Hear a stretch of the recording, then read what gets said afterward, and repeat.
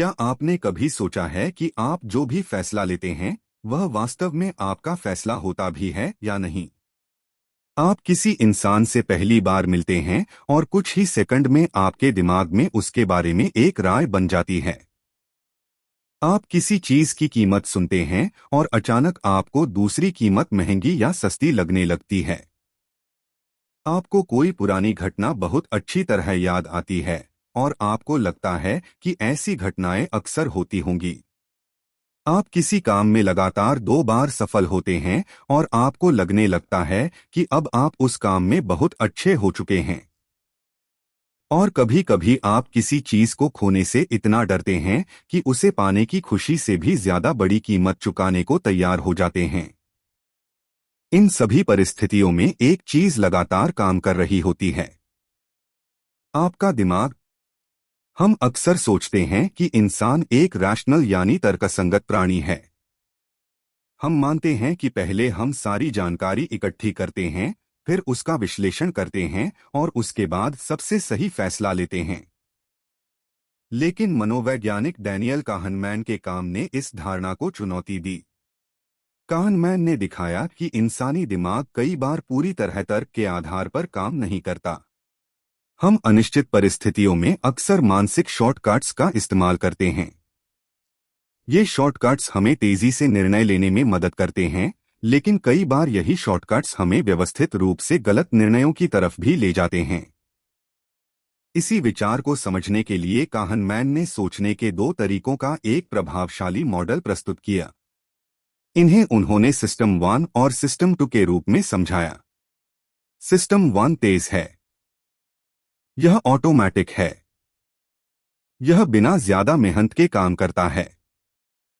और सिस्टम 2 धीमा है, यह ध्यान लगाता है, सोचता है, गणना करता है, तुलना करता है और तब निर्णय लेने की कोशिश करता है। लेकिन सबसे दिलचस्प बात यह है कि हमारी रोजमर्रा की जिंदगी में सिस्टम 1 बहुत ज्यादा सक्रिय रहता है। मान लीजिए मैं आपसे पूछता हूं कि 2 और 2 कितने होते हैं। आपको जवाब देने के लिए सोचने की जरूरत नहीं पड़ेगी। 4। जवाब तुरंत दिमाग में आ गया। अब अगर मैं आपसे पूछूं कि 57 गुना 23 कितना होता है, अब आपका दिमाग थोड़ा रुक जाएगा। आप शायद कागज पर लिखना चाहेंगे, आप कैलकुलेशन करेंगे, आप ध्यान लगाएंगे। यही अंतर तेज और धीमी सोच के बीच है। पहले सवाल का जवाब ऑटोमेटिक था, दूसरे सवाल के लिए मेंटल एफर्ट चाहिए था। लेकिन असली जिंदगी में समस्या तब पैदा होती है जब हमारा तेज सिस्टम उन सवालों का भी तुरंत जवाब देने लगता है जिनके लिए वास्तव में धीमी सोच की जरूरत होती है। और यही इस पूरी किताब का सबसे महत्वपूर्ण संदेश है। हमारा दिमाग बहुत शक्तिशाली है, लेकिन वह हमेशा निष्पक्ष नहीं होता। वह हमें दुनिया को समझने के लिए शॉर्टकट्स देता है और कई बार हम उन शॉर्टकट्स को सच समझ लेते हैं। अब एक बहुत साधारण उदाहरण लेते हैं। मान लीजिए आप किसी नए व्यक्ति से मिले। वह बहुत आत्मविश्वास से बात करता है, अच्छे कपड़े पहने हुए है, बहुत अच्छी इंग्लिश बोलता है और बातचीत के दौरान बहुत कॉन्फिडेंट दिखाई देता है। कुछ ही मिनटों में आपके दिमाग में एक इंप्रेशन बन सकता है कि यह व्यक्ति बहुत इंटेलिजेंट और सक्सेसफुल होगा। लेकिन ध्यान दीजिए, आपके पास उस व्यक्ति की इंटेलिजेंस या सक्सेस को साबित करने के लिए वास्तव में कितनी जानकारी थी? शायद बहुत कम। फिर भी आपका दिमाग एक कहानी बना चुका था। यह सिस्टम 1 का काम है। उसे इनकम्प्लीट इंफॉर्मेशन पसंद नहीं है। वह जल्दी से एक पिक्चर बनाता है और फिर उस पिक्चर को सच मानने लगता है। यहीं से कॉग्निटिव बियासेस यानी सोचने की व्यवस्थित गलतियां पैदा हो सकती हैं। हमारा दिमाग हर चीज का पूरा एनालिसिस नहीं करता। वह कई बार पूछता है, मुझे अभी जो सबसे आसानी से समझ आ रहा है क्या वही सही होगा? जरूरी नहीं।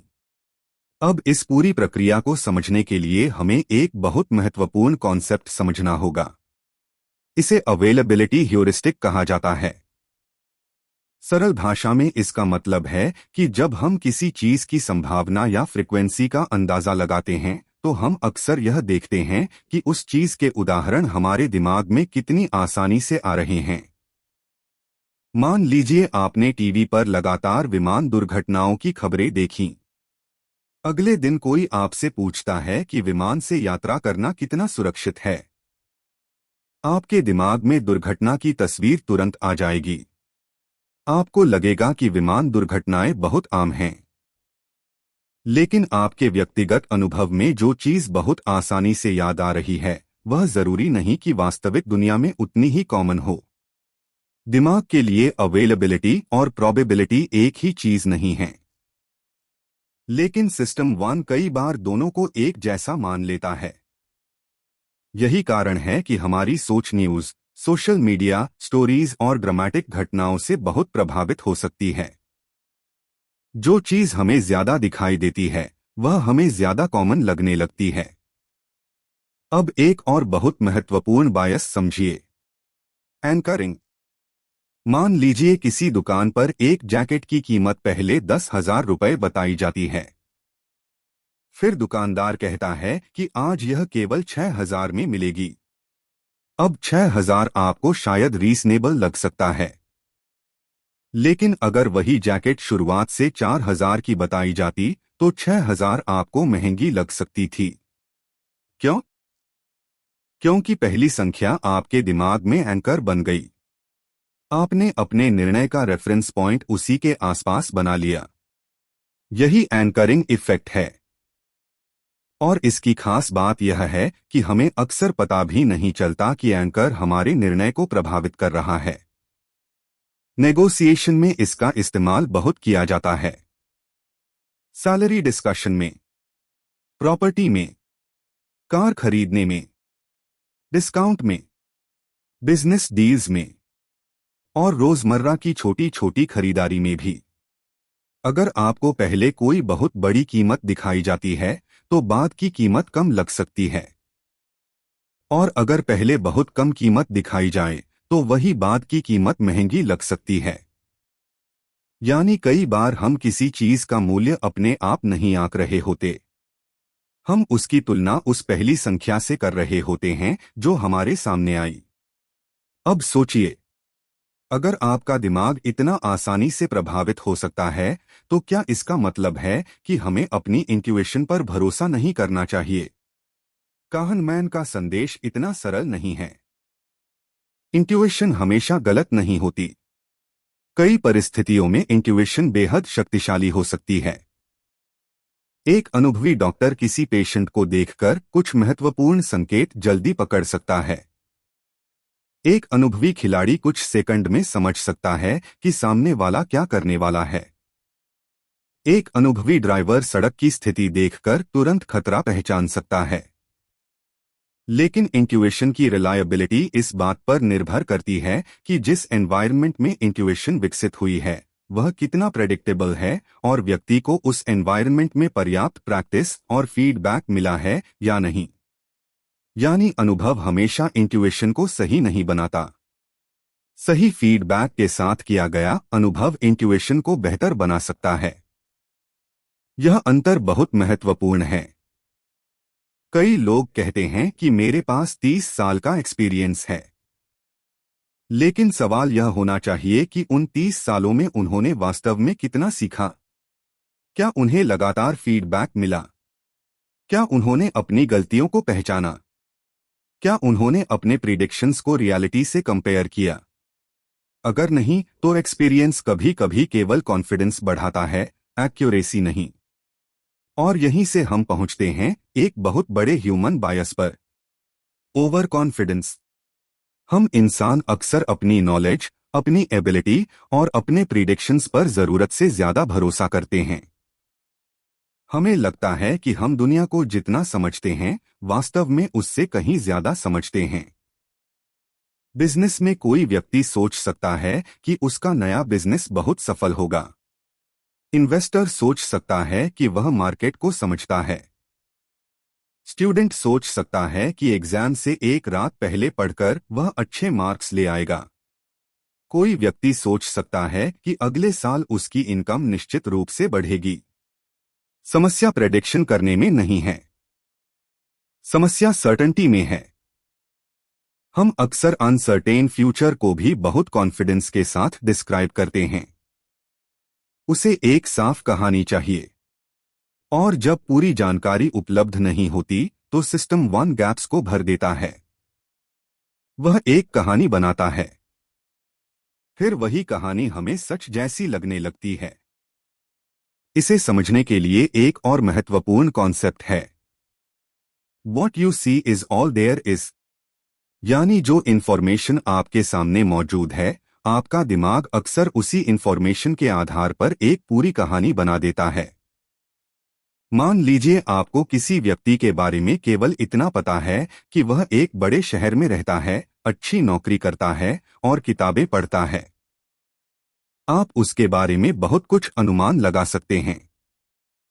आप सोच सकते हैं कि वह इंटेलिजेंट होगा, शांत होगा, डिसिप्लिन्ड होगा और शायद फाइनेंशियली सक्सेसफुल भी होगा। लेकिन आपके पास इन कंक्लूजन्स को साबित करने के लिए कितनी इंफॉर्मेशन थी? बहुत कम। फिर भी दिमाग ने कुछ फैक्ट्स को जोड़कर एक कंप्लीट स्टोरी बना दी। यही इंसानी सोच की ताकत भी है और कमजोरी भी। हम पैटर्न्स खोजने में बहुत अच्छे हैं, लेकिन कई बार हम वहां भी पैटर्न देख लेते हैं जहां वास्तव में रैंडमनेस मौजूद होती है। अब बात करते हैं रैंडमनेस की। मान लीजिए एक व्यक्ति किसी इन्वेस्टमेंट में लगातार 2 साल बहुत अच्छा रिटर्न देता है। लोग तुरंत कह सकते हैं कि यह व्यक्ति बहुत टैलेंटेड इन्वेस्टर है। हो सकता है वह सच में टैलेंटेड हो। कुछ रिजल्ट्स स्किल की वजह से होते हैं, कुछ लक की वजह से, और कई बार दोनों का कॉम्बिनेशन होता है। इंसानी दिमाग लक को कम और स्किल को ज्यादा महत्व देने की तरफ झुक सकता है। अगर कोई सफल हो जाए तो हम उसकी सफलता की कहानी खोज लेते हैं। हम कहते हैं कि उसने सुबह 5 बजे उठना शुरू किया, उसने डिसिप्लिन अपनाया, उसने रिस्क लिया, उसने मेहनत की। ये सब बातें सच हो सकती हैं, लेकिन हम अक्सर उस रैंडमनेस को भूल जाते हैं जिसने भी भूमिका निभाई हो सकती है। सक्सेस की कहानी सुनना आसान है, रैंडमनेस को स्वीकार करना मुश्किल है, क्योंकि कहानी हमें कंट्रोल का एहसास देती है। अब आइए एक और पावरफुल कॉन्सेप्ट पर, लॉस अवर्जन। इंसान आमतौर पर नुकसान को उतनी ही मात्रा के लाभ की तुलना में ज्यादा गंभीरता से महसूस करता है। मान लीजिए आपको आज 1000 रुपए मिलते हैं। आप खुश होंगे, लेकिन अगर आपके पास पहले से 1000 रुपए हैं और उनमें से 1000 रुपए चले जाएं, तो जो दर्द आपको महसूस होगा वह सिर्फ इस बात से एक्सप्लेन नहीं होता कि दोनों सिचुएशंस में डिफरेंस 1000 रुपए का ही है, क्योंकि हमारा दिमाग गेन्स और लॉसेस को एक जैसा महसूस नहीं करता। हम नुकसान से बचना चाहते हैं। यही लॉस अवर्जन है, और इसका असर हमारे फाइनेंशियल डिसीजंस से लेकर रिलेशनशिप्स तक में दिखाई दे सकता है। कई बार हम किसी ऐसी चीज को सिर्फ इसलिए पकड़े रहते हैं क्योंकि उसे छोड़ने का मतलब हमें लॉस स्वीकार करना लगता है। एक खराब इन्वेस्टमेंट है। हम कहते हैं जब तक मेरा पैसा वापस नहीं आता मैं इसे नहीं बेचूंगा। एक खराब बिजनेस आइडिया है। हम कहते हैं इतना पैसा लगा दिया है, अब इसे छोड़ कैसे दें। एक पुराना रिश्ता है। हम कहते हैं इतने साल दे दिए, अब कैसे खत्म करें। एक ऐसी नौकरी है जिसमें हम खुश नहीं हैं, फिर भी हम उसे छोड़ने से डरते हैं क्योंकि हमें लगता है कि जो हमारे पास है उसे खो देंगे। कई बार हम यह नहीं पूछते कि आगे मेरे लिए क्या बेहतर है। हम केवल यह देखते रहते हैं कि मैंने अब तक क्या खोया है, और यही सोच हमें पुराने फैसलों से बांध सकती है। लेकिन यहां एक और गलती होती है। हम अपने पुराने इन्वेस्टमेंट को फ्यूचर डिसीजन का कारण बना लेते हैं। मान लीजिए आपने किसी बिजनेस में 1 लाख रुपए लगाए। अब बिजनेस लगातार नुकसान में है। आपके पास दो विकल्प हैं। या तो आगे और पैसा लगाएं, या नुकसान स्वीकार करके बाहर निकल जाएं। कई लोग कहते हैं कि मैंने पहले ही 1 लाख लगा दिए हैं, इसलिए मुझे इसे बचाने के लिए और पैसा लगाना चाहिए। लेकिन जो 1 लाख पहले ही खर्च हो चुके हैं, वह वापस नहीं आएंगे चाहे आप आगे कुछ भी करें। उसे संक कॉस्ट कहा जाता है। एक रैशनल डिसीजन को यह देखना चाहिए कि आज से आगे क्या होगा। लेकिन हमारा इमोशनल माइंड बार बार पीछे देखता है। हम कहते हैं, मैंने इतना समय दिया है, मैंने इतना पैसा लगाया है, मैंने इतनी मेहनत की है, इसलिए मैं इसे छोड़ नहीं सकता। लेकिन कभी कभी सबसे समझदार फैसला यह होता है कि हम नुकसान को स्वीकार करें और आगे बढ़े। अब बात करते हैं फ्रेमिंग इफेक्ट की। एक ही इंफॉर्मेशन को अलग तरीके से प्रस्तुत करने से लोगों का निर्णय बदल सकता है। मान लीजिए डॉक्टर कहता है कि किसी ट्रीटमेंट में 90% पेशेंट्स अगले 5 साल तक जीवित रहते हैं। कितनी बार आपने अपनी सफलता को स्केल और अपनी असफलता को लक कहा? कितनी बार आपने किसी पुराने डिसीजन को सिर्फ इसलिए बचाया क्योंकि उसमें आपका बहुत समय और पैसा लग चुका था? कितनी बार आपने अपने फ्यूचर हैप्पीनेस को किसी एक अचीवमेंट से जोड़ दिया? और कितनी बार आपने केवल वही इंफॉर्मेशन खोजी जो आपकी एग्जिस्टिंग बिलीफ को सही साबित करती थी? अगर इन सवालों में आपको अपनी जिंदगी की कुछ तस्वीर दिखाई देती है, तो यही इस किताब की असली ताकत है। यह किताब हमें यह नहीं बताती कि हम मूर्ख हैं। यह हमें यह दिखाती है कि हम इंसान हैं। हमारा दिमाग शॉर्टकट्स इस्तेमाल करता है। हम पैटर्न्स खोजता है। हम स्टोरीज बनाता है। क्या मैं आउटकम को देखकर पास्ट को ज्यादा प्रेडिक्टेबल समझ रहा हूं? और क्या मैं वास्तव में फैक्ट्स देख रहा हूं या सिर्फ एक इंप्रेशन पर भरोसा कर रहा हूं? इन सवालों के जवाब हमेशा परफेक्ट नहीं होंगे, लेकिन ये सवाल आपको अपनी थिंकिंग के अंदर देखने की आदत जरूर दे सकते हैं। और शायद यही सबसे बड़ा बदलाव है, क्योंकि हम दुनिया को वैसा नहीं देखते जैसी वह है। हम अक्सर दुनिया को अपनी मेंटल प्रोसेसिंग के माध्यम से देखते हैं। हम फैक्ट्स को इंटरप्रेट करते हैं। हम घटनाओं को मीनिंग देते हैं। हम लोगों के बारे में स्टोरीज बनाते हैं और फिर उन्हीं स्टोरीज के आधार पर फैसले लेते हैं। इसलिए अगर आप अपने जीवन में बेहतर डिसीजंस चाहते हैं, तो केवल ज्यादा इंफॉर्मेशन इकट्ठी करना काफी नहीं है। आपको यह भी समझना होगा कि आपका दिमाग उस इंफॉर्मेशन के साथ करता क्या है। कौन सी इंफॉर्मेशन आपको ज्यादा इंपॉर्टेंट लगती है? किस इंफॉर्मेशन को आप इग्नोर करते हैं? किस नंबर से आप प्रभावित हो जाते हैं? किस व्यक्ति की बात पर आप जल्दी भरोसा करते हैं? किस तरह की कहानी आपको आसानी से बिलीवेबल लगती है? और किस तरह की इंफॉर्मेशन आपकी एग्जिस्टिंग बिलीफ को चुनौती देती है? जब आप इन सवालों को देखना शुरू करते हैं, तब आप अपने दिमाग के ऑब्जर्वर बनना शुरू करते हैं। और यही सेल्फ अवेयरनेस की शुरुआत है। आपका दिमाग तेज है, बहुत तेज। लेकिन तेज होना हमेशा सही होना नहीं है। आपका इंट्यूइशन वैल्यूएबल है, लेकिन इंट्यूइशन हमेशा रिलायबल नहीं है। आपका एक्सपीरियंस वैल्यूएबल है, लेकिन एक्सपीरियंस हमेशा विजडम नहीं बनता। आपका कॉन्फिडेंस जरूरी है, लेकिन कॉन्फिडेंस एविडेंस का सब्स्टिट्यूट नहीं है। और आपकी पहली प्रतिक्रिया महत्वपूर्ण हो सकती है, लेकिन वह अंतिम सत्य नहीं है। इसलिए अगली बार जब जिंदगी आपके सामने कोई बड़ा फैसला रखे, तो तुरंत जवाब देने से पहले एक पल रुकिए। अपने दिमाग की पहली आवाज सुनिए। फिर उससे एक सवाल पूछिए, क्या तुम सच में सही हो? और अगर मामला महत्वपूर्ण है तो अपने दूसरे सिस्टम को भी मौका दीजिए। सोचिए, तुलना कीजिए, एविडेंस देखिए, दूसरा पर्सपेक्टिव खोजिए, अपने अजम्पशंस लिखिए और फिर फैसला कीजिए। क्योंकि जिंदगी में हर गलती से बचना संभव नहीं है, लेकिन अपनी सोच की गलतियों को पहचानना सीखा जा सकता है।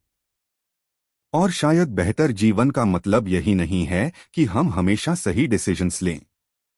बेहतर जीवन का मतलब यह भी है कि हम अपने गलत डिसीजंस से सीखें, अपनी सर्टेनिटी को थोड़ा कम करें, अपनी क्यूरियोसिटी को थोड़ा बढ़ाएं, अपनी पहली प्रतिक्रिया पर थोड़ा कम भरोसा करें और सोचने की अपनी क्षमता पर थोड़ा ज्यादा काम करें।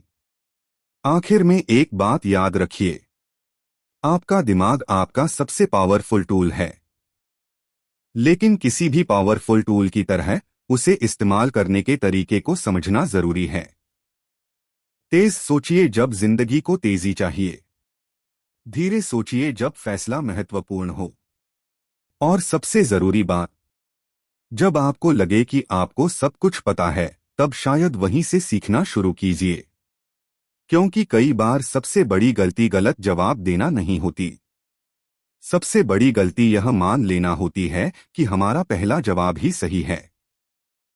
यही हमें अपने विचारों को देखने की कला सिखाता है, यही हमें अपने बियासेस को पहचानने की शुरुआत देता है, और यही हमें एक ऐसी सोच की तरफ ले जाता है जिसमें हम केवल दुनिया को नहीं समझते, हम अपने दिमाग को भी समझना शुरू करते हैं। और जिस दिन इंसान अपने दिमाग को देखना सीख जाता है, उसी दिन वह अपने फैसलों को बदलने की वास्तविक शुरुआत कर सकता है।